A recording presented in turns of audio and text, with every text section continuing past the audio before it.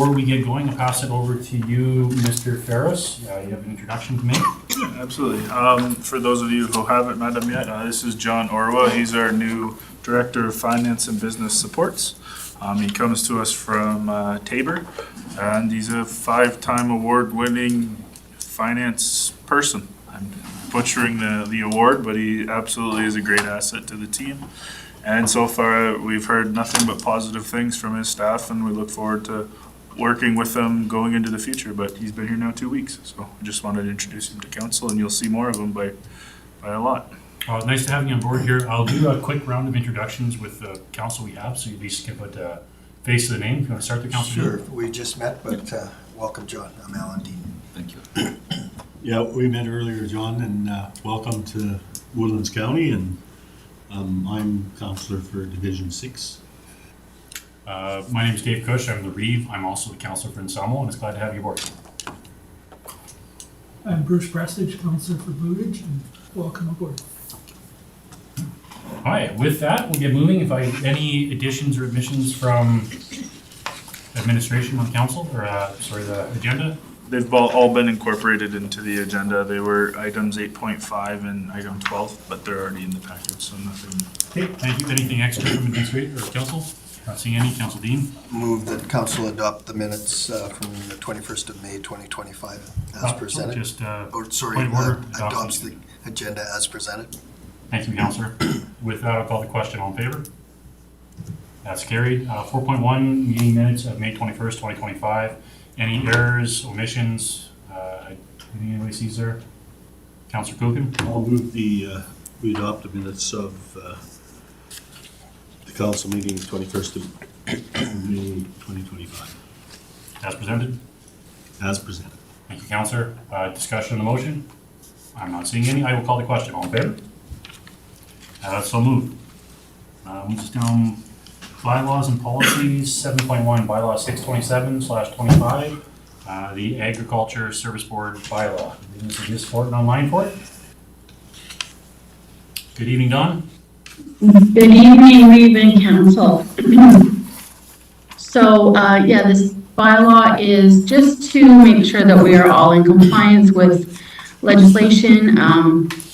We obviously had a bylaw to establish the Ag Service Board at one point in time, but it is so historic and very out of date. So we're presenting this bylaw as the most current version at this point.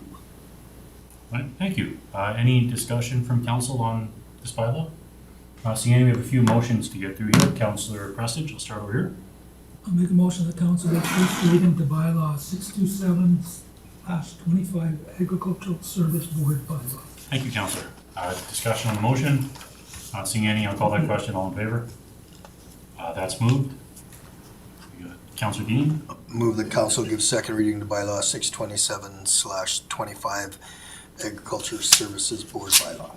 Thank you, Councillor. Call the question. All in favor? It's moved. Third reading? Do we need unanimous consent We need first? unanimous consent. So I'll move that council give unanimous consent to proceed to third and final reading of bylaw 627/25 Agriculture Services bylaw. Thank you again. Call the question. All in favor? We have unanimous consent. We can move to third reading. Get a motion. Councillor Prestige? I'll make a motion that council give third reading to bylaw 627/25 Agricultural Service Board bylaw. Thank you. Discussion on the motion? Not seeing any, I'll call the question. All in favor? It's moved. Thank you, Don. 8.1, for the appointment of inspectors. Under new business. So I guess that's you again. Sorry, Don. It is, no worries. So again, good evening. In front of you, the RFD is for the annual appointment of our inspectors. This is to, again, be in compliance with legislation. This is for the Alberta Agricultural Pests Act and the Alberta Weed Control Act, just so that our inspectors are able to go around and do their jobs, basically, for the season. Any discussion? Councillor Kuchen? Yeah, I'll make a motion that the council appoint Don Fort, James Aiken, Sherry Callahan, and Rebecca Erickson as municipal inspectors under the Alberta Agriculture Pests Act and the Alberta Weed Control Act for Woodlands County for the 2025 season. Thank you, Counselor. Discussion on the motion? Seeing none, I'll call the question. All in favor? That's moved. 8.2, donation to the Klondike Cemetery. Thank you, Mr. Chair. So the Fort Assiniboine United Church has closed down and they were selling their property. And their board of trustees determined that they would like to disperse the remaining funds within the local community. As such, they would like to offer the donation to Woodlands County of $1,000 to support maintenance and improvements specific to the Klondike Cemetery. So we just ask for a motion that council receives the donation from the church accordingly. Oh, thank you. It's very nice of the church to be able to do that for us. Counselor Prestige? I'll make a motion that council receives the donation to the Klondike Cemetery from the Fort Assiniboine United Church. Thank you, Counselor. Discussion to that motion? Not seeing any, I'll call the question. All in favor? It's moved. 8.3, office closure. Thank you, Mr. Chair. So recognizing that people need to make plans over the holiday season, as well as we have a number of staff engagements coming up over the next year, we thought it would be beneficial to request the changes from council now, rather than wait. And this way, depending on what council decides, our staff have time to prepare with leave and that sort of thing. And so we're requesting two motions. The first motion in relation to closing our offices would be Friday, August 15th from 1 till 4:30, so we would be closed for the afternoon. August 15th is our staff team building session, where we meet as an organization as a whole and do a bunch of events and work with our social committee to just ensure proper organizational health. November 21st is anticipated to be our employee recognition night. There will be some requirements of staff to get prepared for that night and just set up and that sort of thing. And it's operationally much easier if we are closed those hours getting ready for that event to properly recognize our staff, as the event does start at 5. The other question in nature was in relation to the Christmas holiday season and closures, and whether you want to close on December 23rd after lunch hour, and then subsequently with the days that our office is closed by policy. There are some times in there that without direction from council, our office is closed, and so those days are either taken with using current leave or without pay unless directed otherwise from council. So it's here for discussion, and depending on what you feel is appropriate to, I would say, reward and acknowledge our staff is the intent of these two motions. But we're happy to take whatever you have as comments or considerations. I do have a comment, I guess, in regards to the second motion. When we take a look at historically in 2024 with the December 30th and 31st that was offered with pay, that was at that point a one-off that was brought to us by the CAO to acknowledge the extra work and stresses on individuals that typically wasn't the practices in the past. Okay. So I'm just, and again, I don't have, given that our bylaw says that we're closed to those days anyways, I don't personally have a concern with it, but given past practices and the reason, for 2024, I'll just open it up to their other staff for their comments or their concerns on it. Councilor Dean? Through the chair to administration, I guess. So the days of December 29th, 30th, and 31st, the office is closed. Correct. All right. So when you close an office like that, you don't give an employee an opportunity to work then. Correct. So by closing the office, you're kind of forcing council to say they're either going to take it as a holiday or we're going to pay them. if I may, to clarify, the current practice would be that you have to take it without pay, or you have to use your leave. There have been some discussions internally of people of the opinion that council is forcing me to use my leave days on days they've decided to close down, just to ensure that I'm compensated appropriately. And particularly for our new staff, which typically start with 2 weeks vacation, 3 days is almost a full week. And it is a significant investment when you recognize their leave times. And so that's where we're coming from when we're looking at it. If it's closed, it's either administratively, of course, the staff would appreciate that time, but historically, the read's correct that some of those were without pay. All right. So just to follow on that, what I heard you say, council has made the decision to close the office. The policy states that, The yes. policy states that. Okay. Again, to that, despite what, we'll say, whichever way the decision goes here today, I think maybe, again, I've never had this policy come before me in the 6 years I've been here. Maybe it's one of those ones we need to have another. Absolutely. Take a look. Yeah. Further to that, I'm just not comfortable voting on the proposed motion until we have a look at this policy, because I wasn't aware of that policy. And I'd like to defer this part of the or that part of the RFD until we've had a chance to look at the policy. There's lots of time, right? Exactly. We're bringing it up now, so if in the event our staff have to use their leave, they can prepare accordingly. The policy is attached to the agenda, but the ones of more pressing matter, of course, would be the August and November meetings, so they can prepare for those. But recognizing that depending on what you decide with that current policy, the sooner we make a decision, the better it is for our staff so they can prepare. That's kind of what I was going to mention next, is that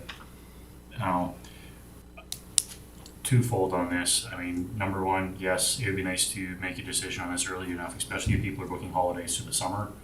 We are coming into summer after this where our council meetings are also reduced, and it might end up moving this a little bit later for some people who are trying to plan things. Just my concern for staff.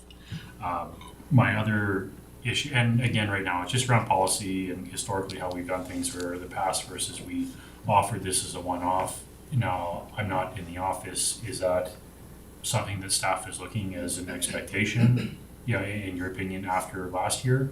Or they're hoping to continue this, or is this, are people currently planning with the expectation that because we did it last year, this is what's happening this year? I can't speak for them. I can say we've had a brief discussion at the senior management level about this, and just saying, regardless, and as part of our policy review, this came up and said, okay, well, we're by default closed. Where does council expect us to be?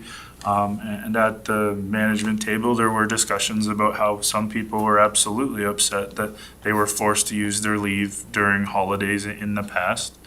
But there's been no expectation or discussion with staff that said, this is what we're doing. This was just us trying to be proactive and doing it now rather than in October. And again, just to follow up with that, my concern is also just for employees, again, looking at the policy, who are being forced to either take unpaid days. We're talking 3 days for some people.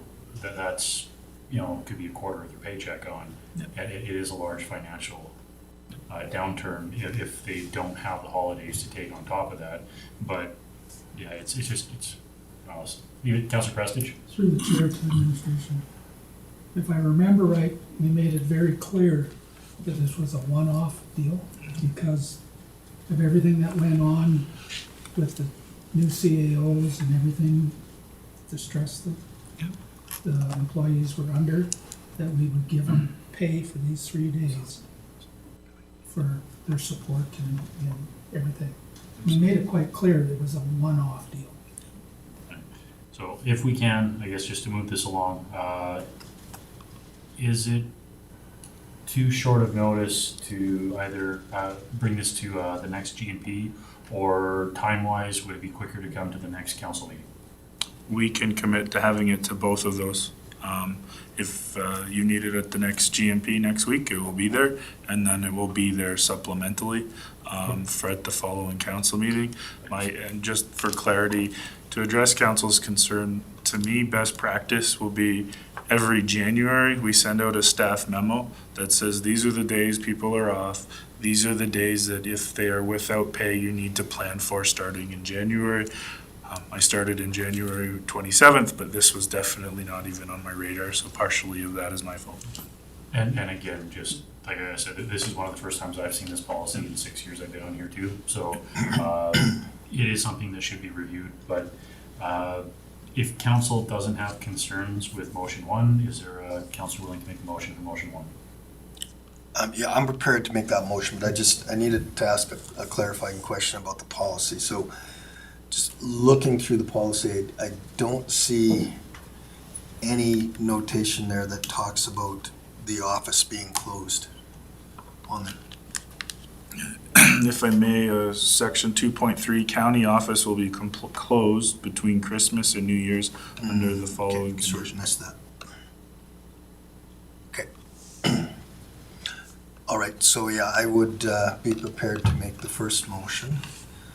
That council authorize office closures to the Woodlands County Administration Office in Whitecourt and the Fort Assiniboine Municipal Office in Fort Assiniboine on the following dates and times. Friday, August 15th, 2025 from 1 to 4:30. Friday, November 21st, 2025 from 1 to 4:30. And Wednesday, December 23rd, 2025 from 1 to 4:30. Thank you. Discussion on motion one? Not seeing any, I'll call the question. All in favor? And motion two, if we can, that we postpone until the following GMP and subsequent council meeting. Please, I'll make that motion. Motion on the floor to postpone. Any question or discussion on the motion? Not seeing any, I'll call the question. All in favor? And that's passed. 8.4, airport planning discussion. Evening, Reeve and Council.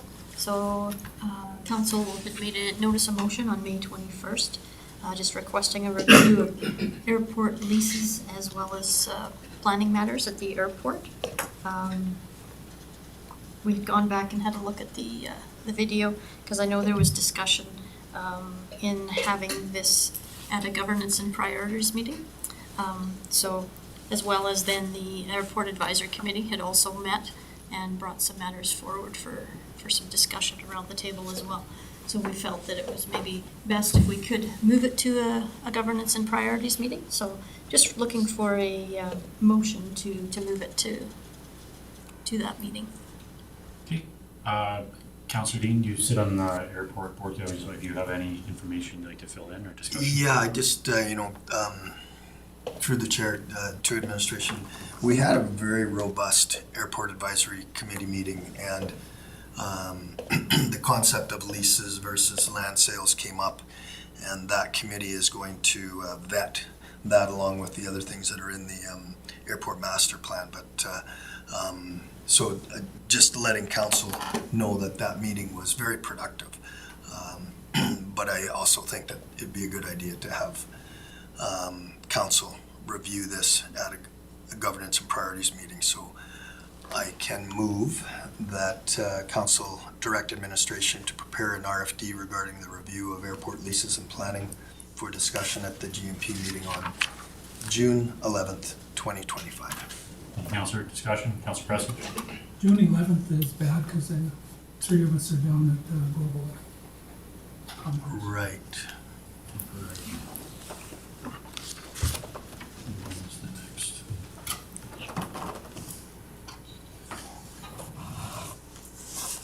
Let's try to find the next.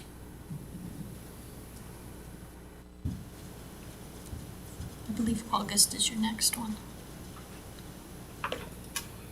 Maybe even September. I think the next scheduled GMP is August 20th.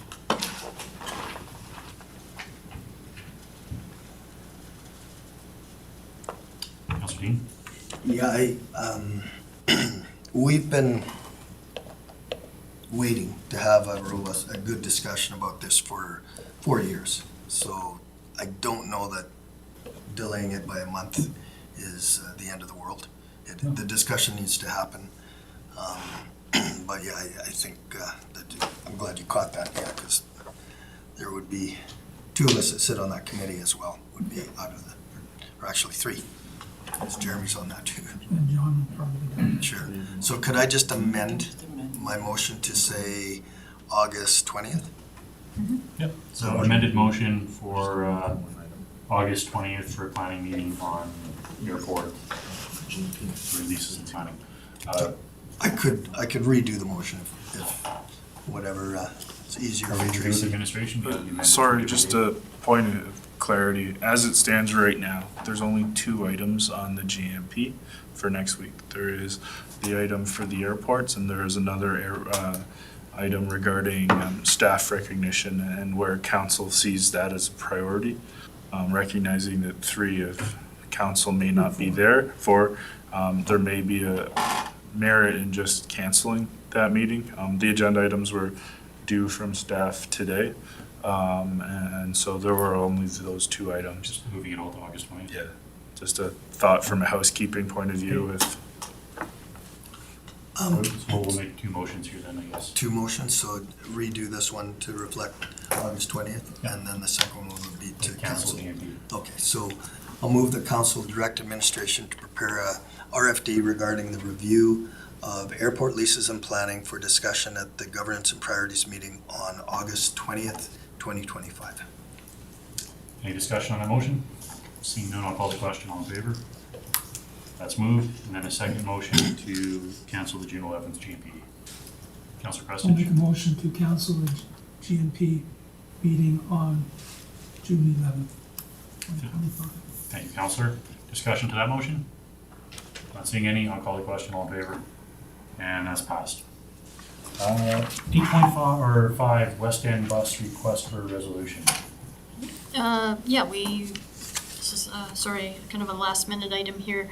We just received a request from West End Bus Committee, just requiring a resolution. They're looking to purchase a new 15-passenger, or a new to them, 15-passenger vehicle for course use, and our residents do benefit greatly from that. And as part of the agreement, we do contribute 25%, and I think it's $25,000 each year. And they will be taking the money from their reserves, which they have sufficient funds to purchase this vehicle. So just looking for a motion from council that we can forward back to them that we're in support of it. And just for council, it's just a housekeeping item on their end because the bus is jointly owned, so you need to, and it's a large financial purchase, so.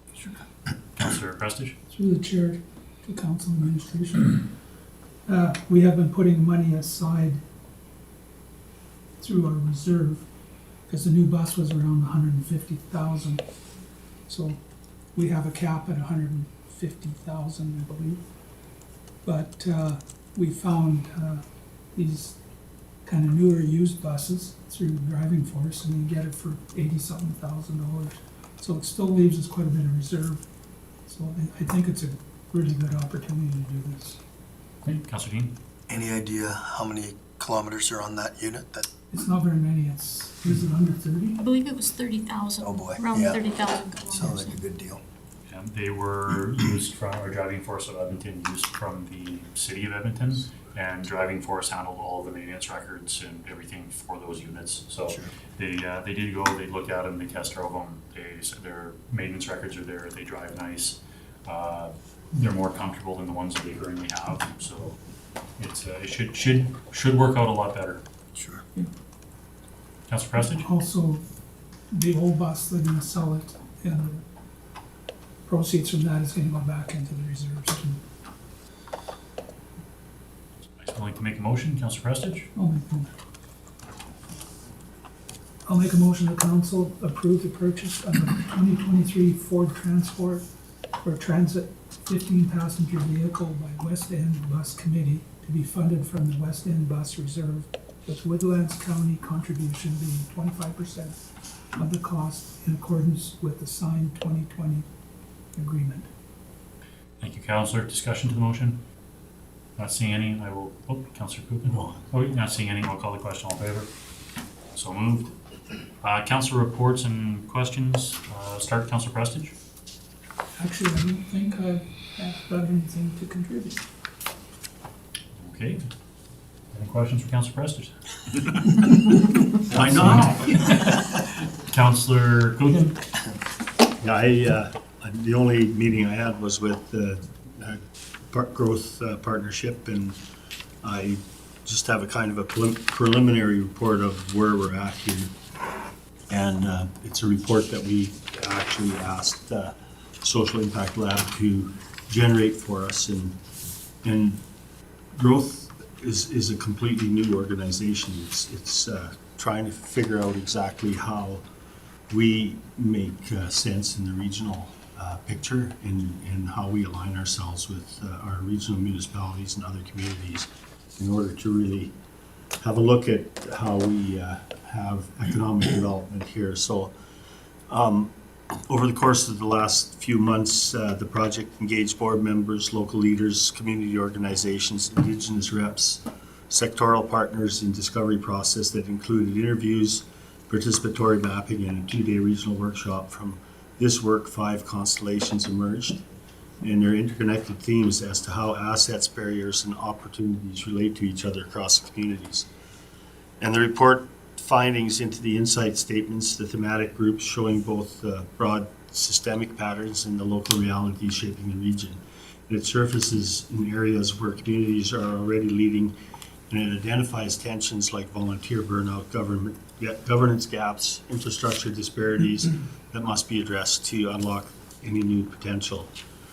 And the final section outlines the next steps, beginning with foundational work of funding, governance, shared purpose, and it also offers opportunities to test ideas through early projects and build momentum through working groups and grow capacity across the region.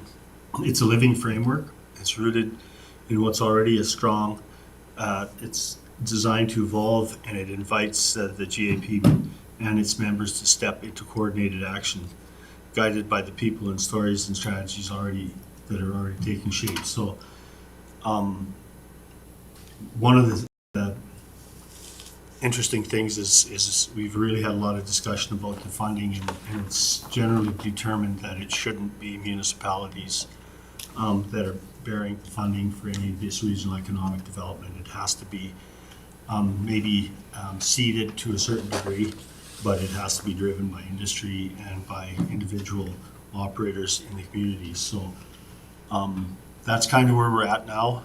We have a meeting on the 19th to kind of cover that off. So that was the technical stuff, but I had a really good luncheon with staff over here, and they allowed me to cook a couple of hot dogs, and I didn't burn them too bad, so thanks a lot. That's it. Any questions for Councillor Coogan? Councillor Dean?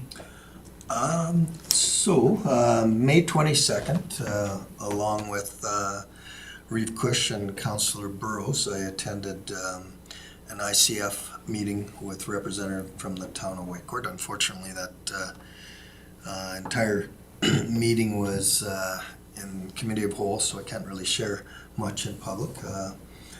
On the 26th, along with everybody here, attended the staff appreciation lunch, and it was a full house in here. I was impressed that everybody was here, and yeah, it was just nice to chat with people, and then the feel I got was that the staff really appreciated the opportunity to get together. So I think those things are really, really important. So kudos for I think it was a senior management team that kind of organized it and cooked. Is that correct? Yeah. So good job, you guys. On the 27th, as mentioned, we had an airport advisory committee meeting. I nominated John Burrows, Councillor Burrows, to be our chair, because he certainly carries more knowledge with respect to aviation than anybody else on council, and he did a really good job of chairing that meeting, and we've got some traction and some direction to give to administration. So I think we're finally starting to move that piece forward. Very disappointing news that was shared, that the STIP grant, we were once again not awarded with the grant funding. During budget time, we had indicated that we wanted administration to take that project out of the budget because we weren't going to be able to do it if we didn't have STIP funding, the approximately $5 million that was allotted. And so now we don't have the STIP funding. I'm sure glad we took it out of our budget. Hopefully we get it next year. And yesterday, along with everybody else on the ECDEV committee, we had a workshop.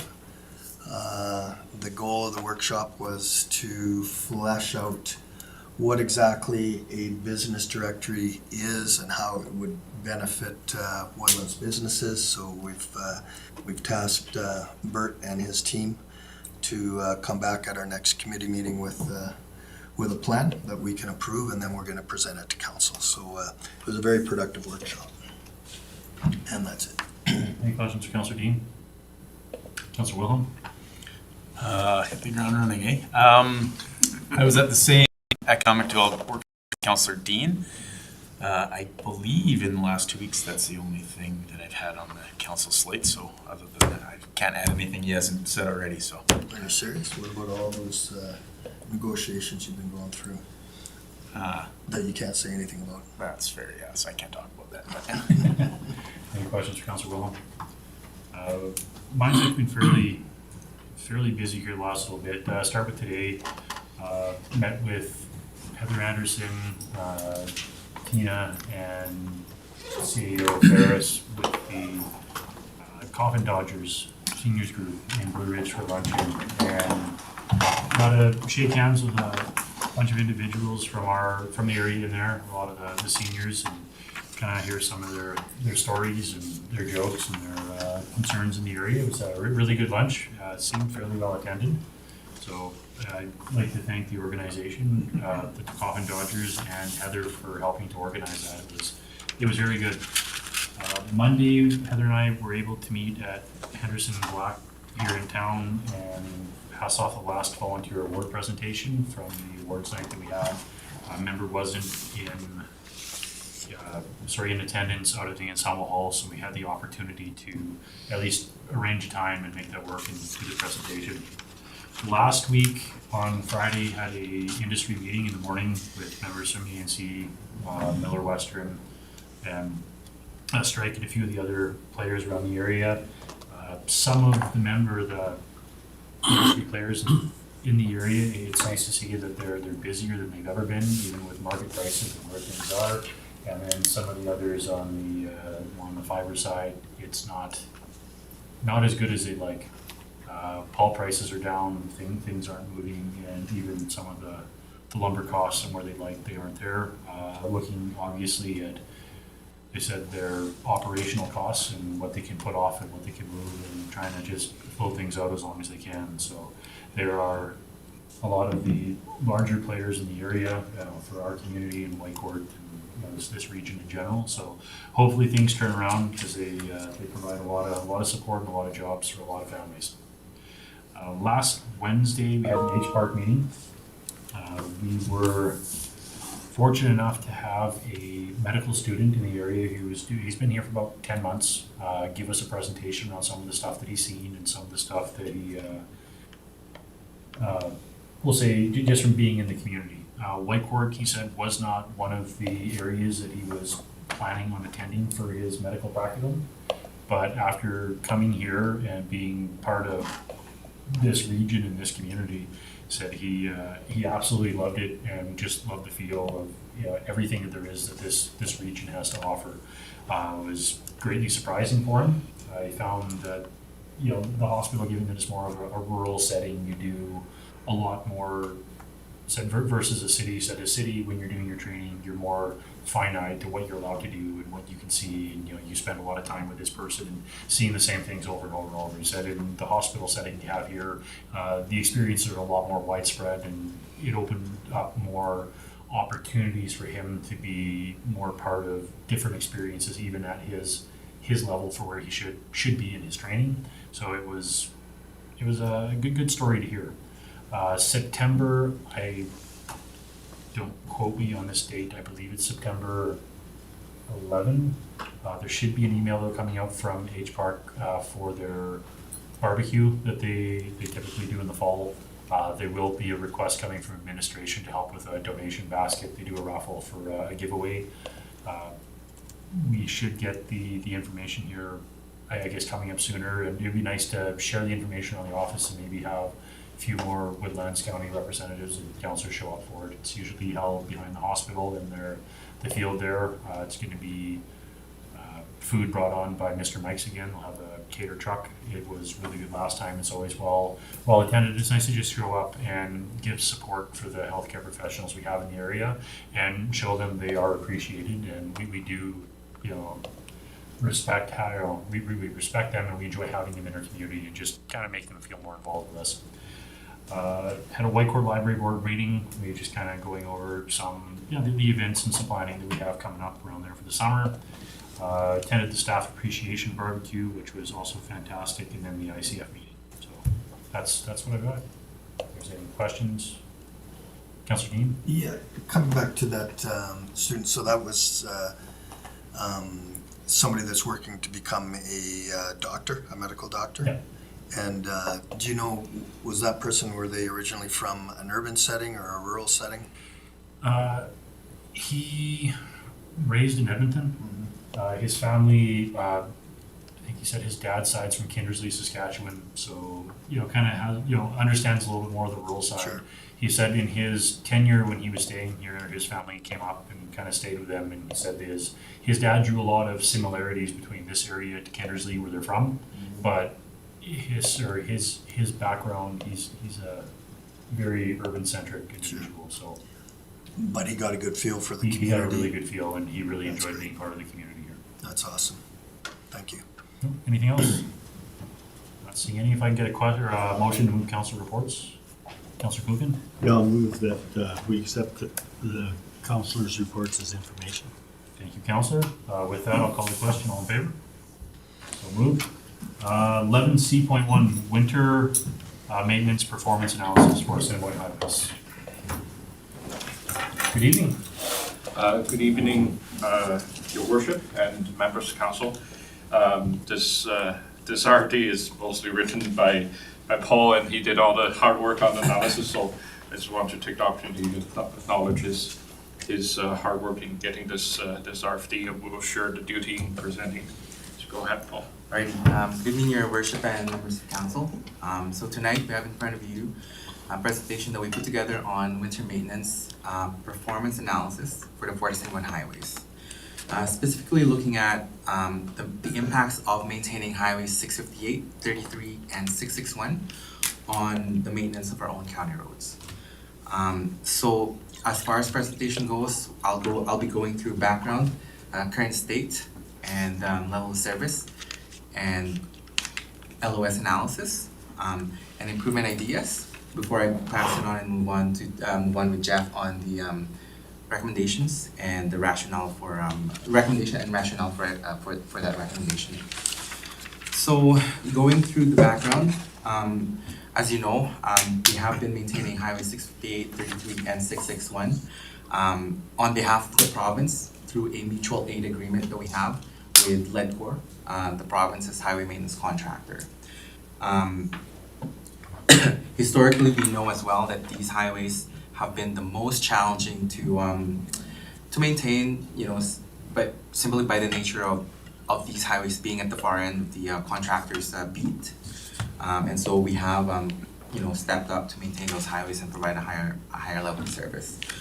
As far as LOS goes, level of service, the province's highway maintenance standard is the time to react during winter events is 2 hours for these highways, and the time to return these highways to good winter driving condition after a storm event is 18 hours for Class C highways and 24 hours for Class D highways.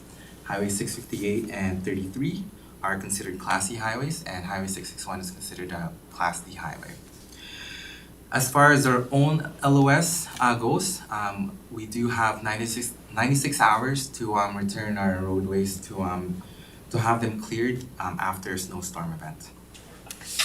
And so based on that, we do prioritize our work based on these level of service, starting with the provincial highway main lines, the driving lanes, and then we move on to the county driving lanes, county road driving lanes, and then we move on to the provincial highway shoulders, and then the provincial highway approaches, before finally moving on to the county road accesses, approaches.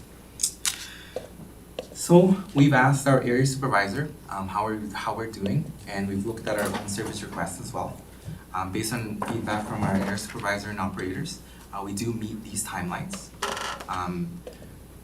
Based on service requests, we have seen 0 complaints, I guess, on our paved roads for winter maintenance.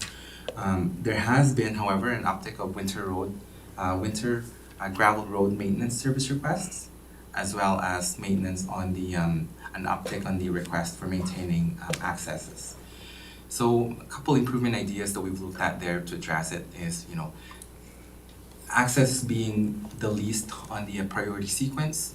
We've looked at maybe mounting a 3/4 ton truck with a V-plow blade attachment to kind of help with that response time in parallel with the plow truck operators, as well as maybe fitting an old garbage truck once decommissioned with a sander box to kind of help with the additional capacity for snow and ice control works.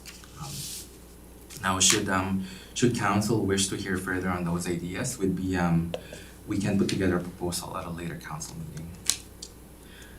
Reviewing our own level of service standard, I'll be going through a hypothetical winter snow event with you to kind of understand where we're at. So, consider a winter storm event that is lasting about 12 hours. Starts at 6 a.m. Temperatures plummet from minus 10 to minus 21 overnight before it finally goes back up to minus 12 the following day. And consider a snowstorm event that is heavy and wet snowfall. And so during the event, crews will be responding around the clock to keep up with the road weather conditions and keeping the roadways and highways cleared for the traveling public. And we do authorize our staff to work, from the normal 8 hours to 12 hours to respond to these snowstorms. With our current winter operations plan, we have 2 trucks in the Fort St. Augustine area that are dedicated to responding to winter events, and 1 backup truck. Say one of those trucks become downed or taken for service. Following the end of the snowstorm the next day, in this scenario, what we've considered is the trucks go out again to clear snow and ice that's been packed on overnight, and residual snow that has been packed on overnight. And then in this scenario as well, because the trucks on the first go around, the trucks go out to clear snow and ice, and they've realized it's packed on, it needs sanding and salting. The first go around, yes, the trucks go spread sand and salt, but only at the accesses and intersections. And then the next go around, they will be focused on returning traction onto the roadway by spreading sand and salt. And so that being said, with the 2 passes in this scenario, what we've looked at is under the current mutual aid agreement that we have with Ledcor, the first time that the estimated lag time that our trucks that our fleet would have to respond onto the county roads is 29 hours. So that means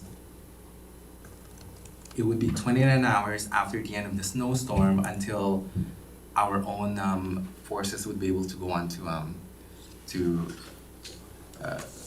our county roads. Looking at truck A in this scenario.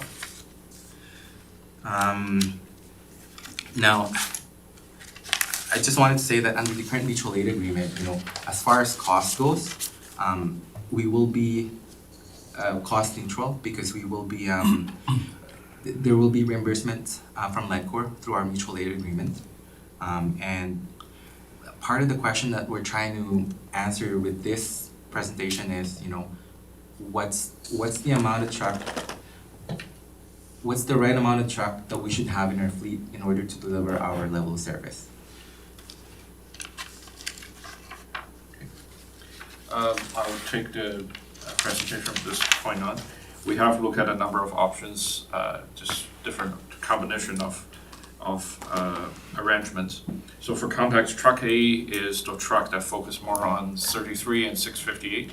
Truck B is the one focused more on 661 and then Rendell 45 and Horse Creek Road, those areas, so that we're sending trucks towards their dedicated directions. So option is looking at only do work on 661 for Ledcor, and then we would take care of county roads. In that scenario, we because the truck A only require 1 hour, we felt there's an opportunity we can save one truck. We don't need 2 plow trucks in that scenario. In option 2, the scenario is that we maintain 33 and 661 and get Ledcor to take back 658. Option 3 is to look at cutting our beat on 658 short. Currently the beat stops at the river, and option 3 was see our beat stop at Goose Lake. We don't go past south of Goose Lake. And option 4 is to mimic the existing mutual aid agreement arrangements.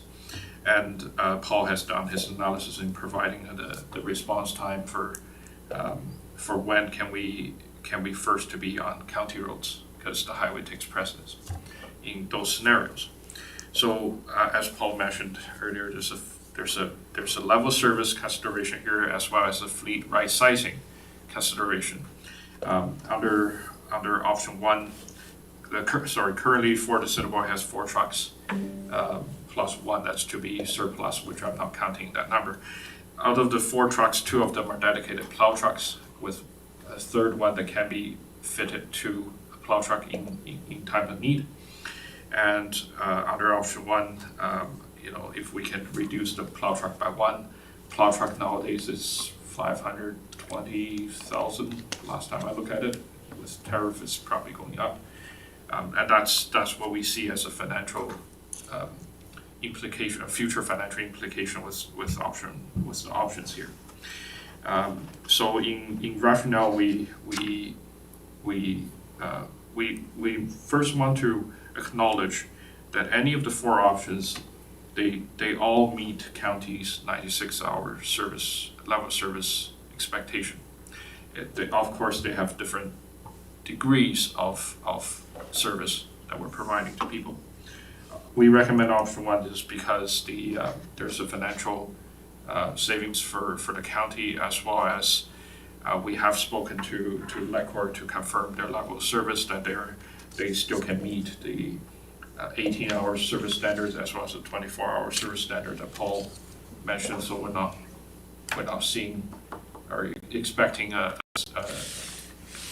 significant reduction in the level of service for people traveling the highways. Option 2, I ask you not to read off because I made some factual mistake in the statement, but option 2 is there's still going to be significant improvements in our county road level service, because if you look at the hours, one is 7 hour and one is 5. The 7 came down from 29, so that's a significant increase as well. Option 3 is again trying to find a balance between how much we do and how much Ledcor does, but it does extending to the second day with 25 hours. And option 4 is to maintain existing arrangement. As Paul mentioned before, there's no direct operating costs implications between the different options because it's intended to be a cost recovery arrangement with Ledcor. The reimbursement rates, as council aware from last year, it's a yearly review and yearly discussion with Ledcor for reviewing the rates. And ultimately, Ledcor is the maintenance contractor. We are here to assist Ledcor, And under scenarios 1, 2, and 3, so any reduction from the current arrangement, there is always the possibility for county to still provide a secondary service to LACOR for the highways that we are not primarily looking after, should we have any capacity after we clear our roads. And when we sat down with LACOR, made it very clear to LACOR that it's very much our residents traveling on these highways too. We want to see the highway being safe as well, and we will, whether we do primary or secondary, we'll always lend a hand if we have the capacity. That's our presentation. We're open to any questions you may have. Councillor Prestige? Through the chair to Jeff. The reason we got into this arrangement was Ledcor would not look after the road properly. They would show up like 2 days later after there was 6 inches of packed snow on the road. And it was dangerous. The amount of log trucks and oil field trucks on 658 is tremendous. And they packed the snow down, and our local residents in cars and stuff, you couldn't even drive down the road. We talked to Alberta Transportation, we talked to Ledcor, we didn't get anywhere. That is the reason we got into this arrangement, was for the safety of our residents. And I think the safety of our residents outweighs some of the money that we're spending plowing the road. Councillor Kuchen and Councillor Dean. Yeah, through the chair to Paul and Jeff. The way I read this is that because of the mutual aid agreement that you have with Ledcor, the level of service that we have right now wouldn't change with option 1. Would that be the case? Because if we're going to go back to the way that 658 was, without some kind of a guarantee that we actually have that road because of the use of that road in good shape. I understand this. I mean, this is really good work, because this is the kind of stuff we need to know. And but the other side of it is that if our level of service goes back to where it was, then we're going to be asking this question again. So I'm just not sure if option 1 would decrease the level of service on 658. I think that would be a question to Ledcor and the province. As far as we know, as far as we understand it, there is no proposed reduction of level of service on the provincial highways. As far as meeting that level of service by the contractor,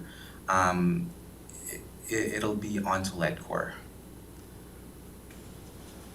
Councillor Dean?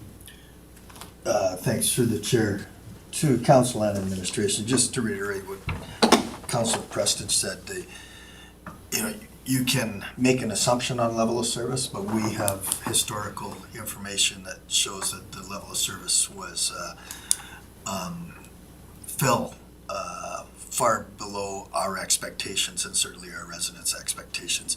With respect to cost savings, did I hear you say that there really would be no difference in cost because by entering into a mutual aid, we are refunded by the contractor because they don't have to do the work? Through the chair to Councillor Dean, there's no cost differences in any of the options in our direct operating cost. The cost savings that I can see for option 1 is eventually when the truck needs to be replaced, we reduce one truck that we need to purchase. Yeah. So, so to Councillor Preston's comment, there's no savings anyway. So it's just who does the work, and I think we do a lot better job than that contractor. Mr. Ferris? I think just one point of clarity for council is when you speak of level of service, that focus should be on our assets and our final products. This is not an asset of Woodlands County. This is a provincial asset. The province has downloaded a significant amount of things onto municipalities across the province.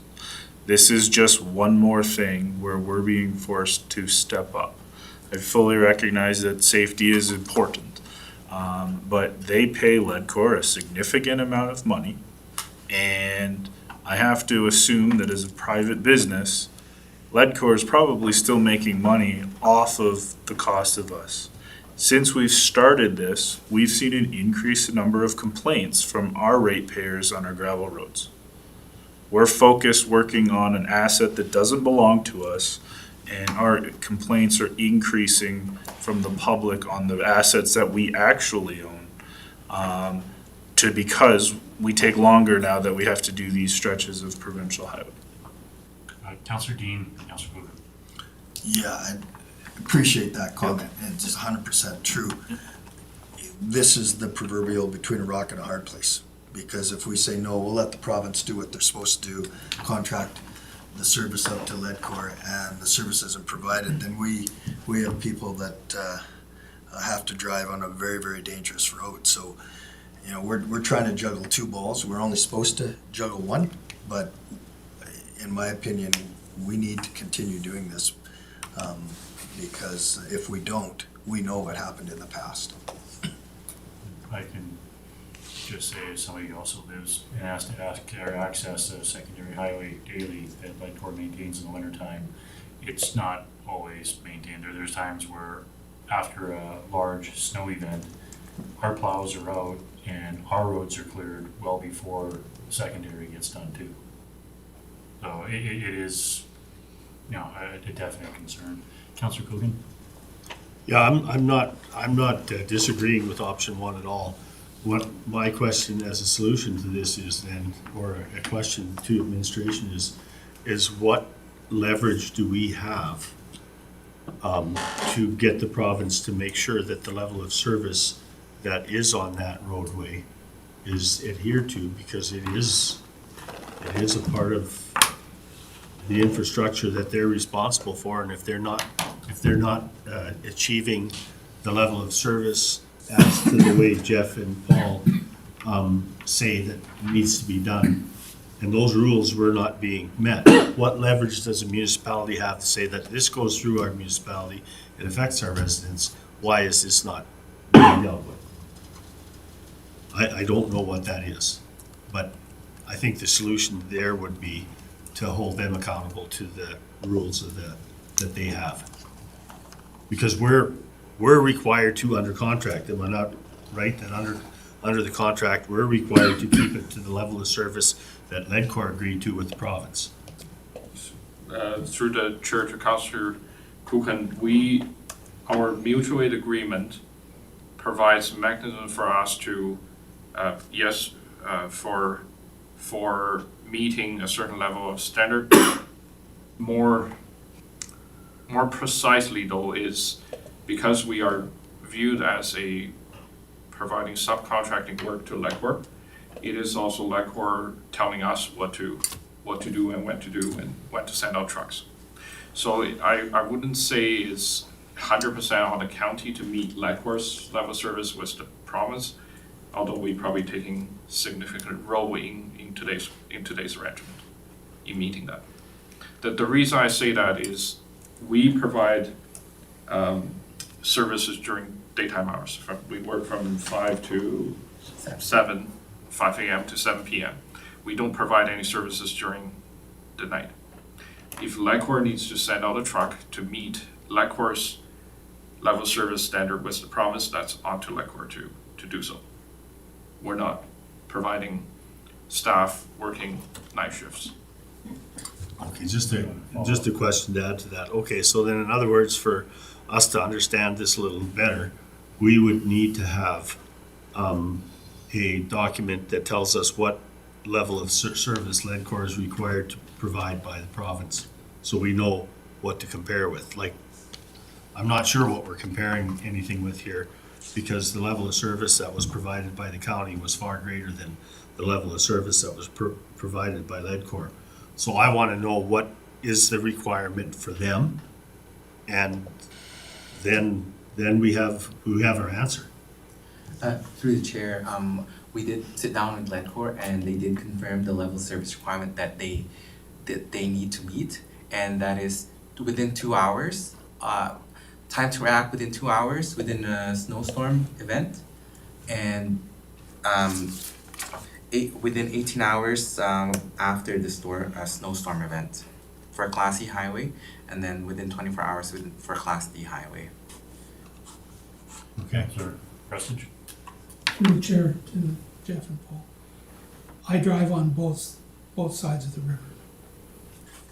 I've seen from the river to Highway 43, which Ledcor supposedly looks after, 3 days before they touch the road.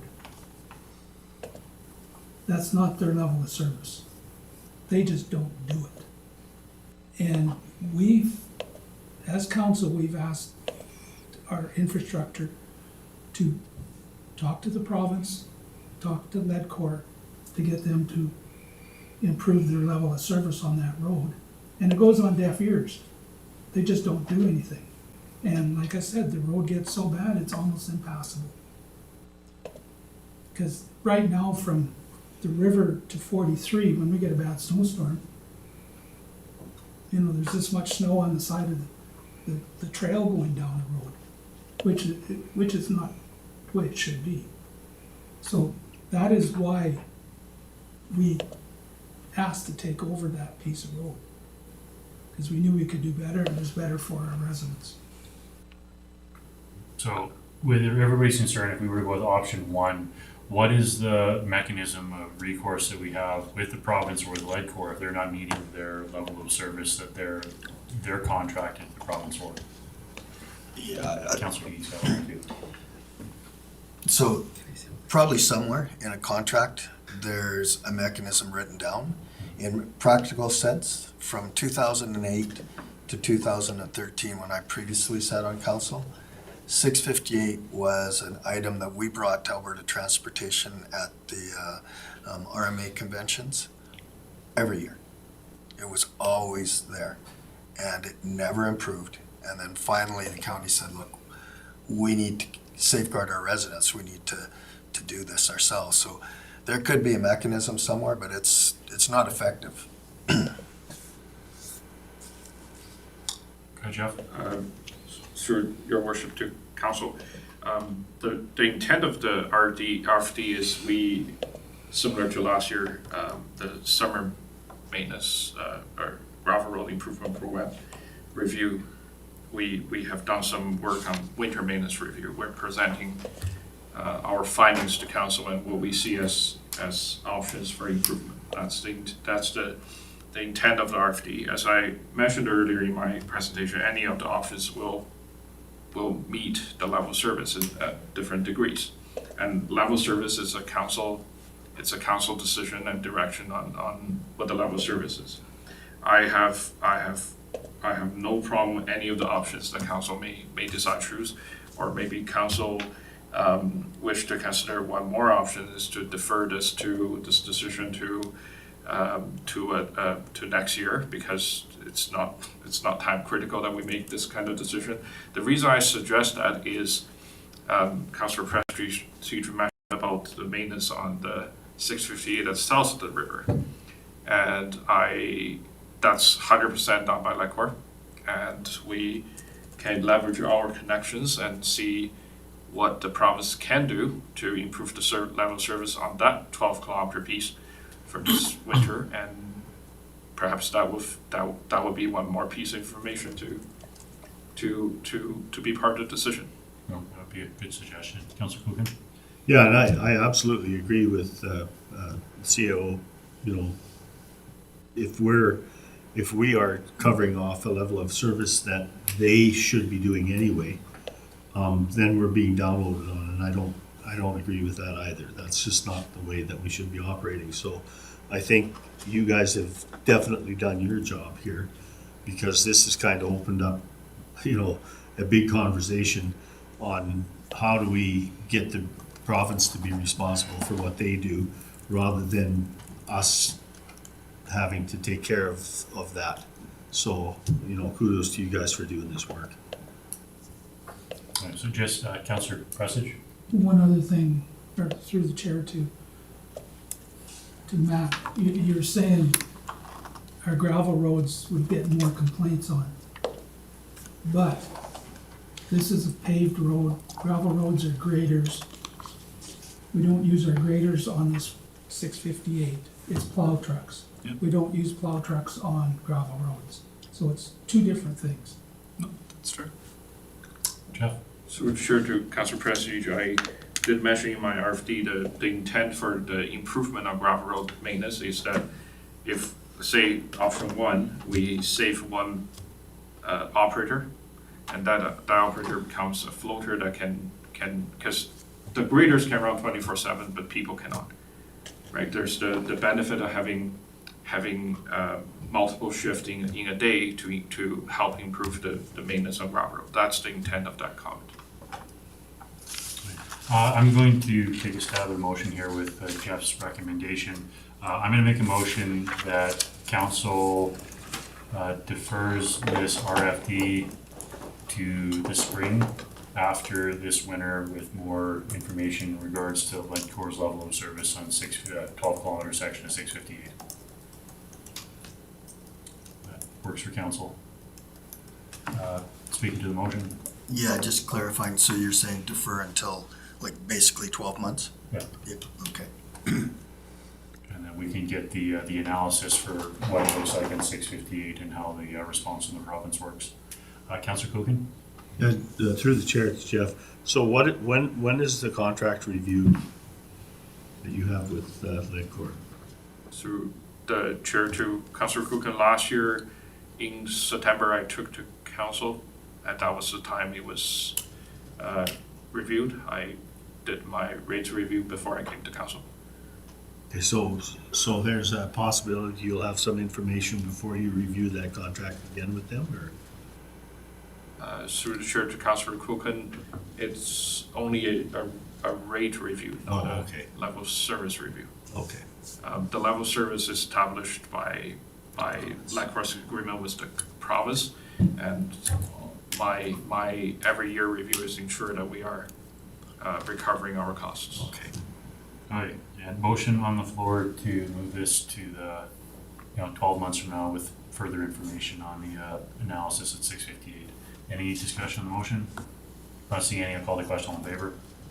That's moved. Yes. 11D.1 request to attend Roxanne Ann Foundation joint presentation. Thank you, Mr. Chair. We've received this letter from the town of Whitecourt requesting that we attend a presentation from the Lac-Saint Foundation on housing demand and capital planning sessions and reports. I believe my understanding from the discussions I've had with the town beyond this letter is there was some concerns just on how or where the foundation was coming up with where the locations for the housing that they build goes. And so that they're requesting a presentation from the foundation regarding that. And as such, if you'd like to attend, we just want to have a confirmation that we're interested in attending and participating should you desire it. Councillor Wilhelm? Through the chair to council, just so you guys know, I sit on the Lac-Saint Anne board. We can definitely respond to the letter and say, well, or I mean, as we decide here at council, if we want to attend a presentation, I can tell you right now, a presentation won't be ready anytime soon for that. We're in the midst of, we just did most of our building assessments and then a 2-day strategic plan around developing revenue models for addressing the needs in the future. We're not anywhere close to having solutions that we can present to the municipalities yet, but I believe their councilor that sits on that board should have communicated that to their council properly, but clearly that's not being communicated properly. So I'll just let you guys know that there is something in the works for our region for both Mayorthorpe and Whitecourt that will meet the needs of our municipalities within the next 10 years if our strategic plan goes the way that we are planning for. So that presentation might happen, might be months from now, but we definitely should attend it when it does happen because it'll be some excellent information. Thank you. Any other comments on this? Seeing none, if somebody wants to make a motion then. Councillor Coogan? Yeah, I'll make a motion that Woodlands County Council confirm their attendance The Lac St. Anne Foundation joint presentation with the town of Whitecourt for the direct administration to forward a letter to the town of Whitecourt regarding the same. Is that true? Any discussion on the motion? Seeing none, I'll call the question. All in favor? So moved. 11D.2 representative for Hilltop High School graduation. So this item is before you for just two reasons. Reeve Cush and Councillor Dean are unavailable for the dates referenced from the high school graduation, and we are wondering if someone else would be willing to attend. I know the local community does see some value in it, but you all have very busy schedules, and if you can't attend, that's entirely fine. But it's just here for discussion simply because they named two of you by name, and the rest, I guess, is a standing offer in the event someone else can't go. But Councilor Dean? So I may, this is a wishy-washy answer, but I may be available that day. I'll know more in the next week or two. If there's somebody that can make it for sure, but would rather that I attend, and if I can, I would.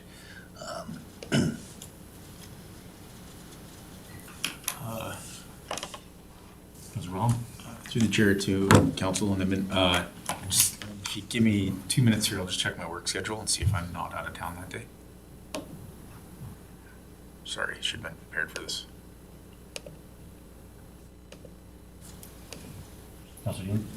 Did administration get any feedback from anybody else as to whether they were able to attend, or did that question get sent out, or were you just waiting for this? I was waiting for this because the two items name you both specifically.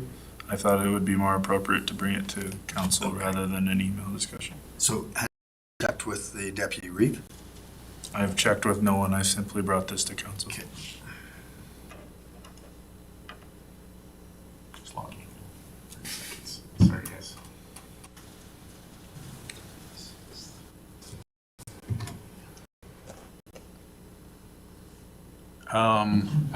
I'll put my name forward for that. I'll make it work. And I gotta, again, double check my schedule. I think I looked at it was the wrong day on a Saturday, on a Thursday. I am. So, It is it's a Thursday, right? Yeah. yeah, it's a Thursday at 1. Thursday. I was looking 2 days before. But if Councilor Wilhelm can make it for sure, and I will double check my schedule. If we can possibly make the motion for one today and then via email ratify it tomorrow. If that's okay with council. Good to me.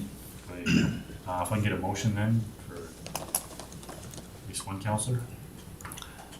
So, Councilor Dean? yeah, so I'd move that council authorize Councillor Wilhelm to attend the Hilltop High School graduation on Thursday, June 26, 2025 at 1 o'clock in the Athabasca Rink at JDA Place, 72 Sunset Boulevard, Whitecourt, Alberta. Thank you, Councillor. Discussion on the motion? Seeing none, call the question. All in favor? That's moved. Just Mr. Ferris, for, I guess administratively, should we make a second one to ratify tomorrow, or are we just good to leave it at the one and Yeah. via email after we reach out to the others and myself? Yeah, I'm okay leaving it for one for now. Leaves us now 12.1, if I can get a motion to go into closed session at 6:15 under FOIPs 21 and 17. John, you can Councilor Preston? Make the motion to go into closed session for 21 and 15, 17. 17. At 6:15, call the question, all in favor? And we're moving into closed session. Just let us know when we're off there, Peter.